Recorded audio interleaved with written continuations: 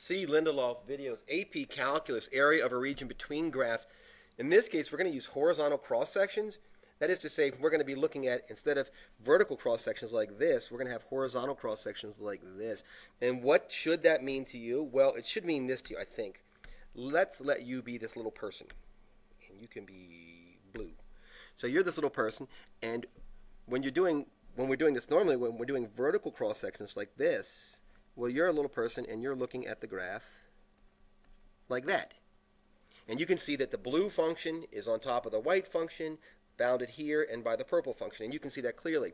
However, when you're doing horizontal cross sections, the world changes and you're not laying down. Your world changes and you're standing here. And now you're looking there.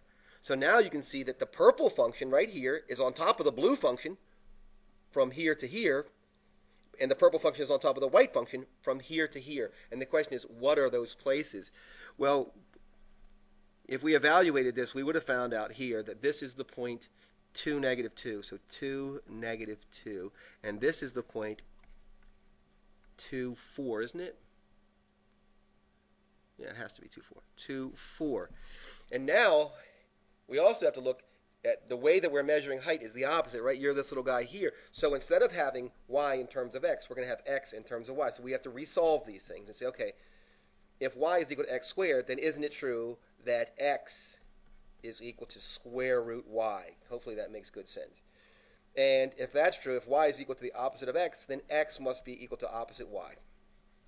And hopefully you can see that. And now what we have to do is this. Remember, we're looking at our height in different ways. We're starting at a height of 0, 0, but the part of the interval we're starting from is the height part, the 0 here. And we're going to a height of, right? And we're going to a total height of,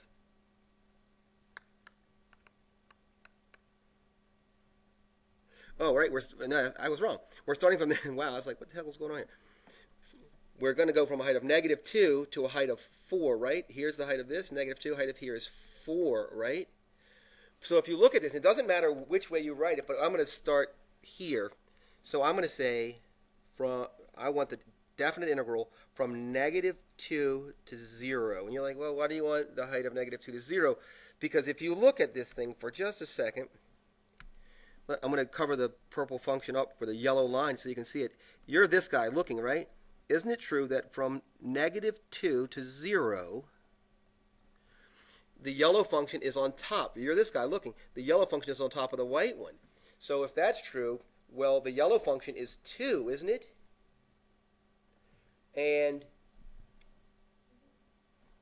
And the white function is this here, isn't it? So negative y dy.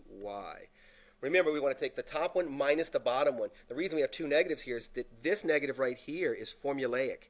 And this one here is because the function is negative y, right? Negative y right there. So I get that that goes positive, but I wanted you to see where I got that. Now, we have to cover this whole distance.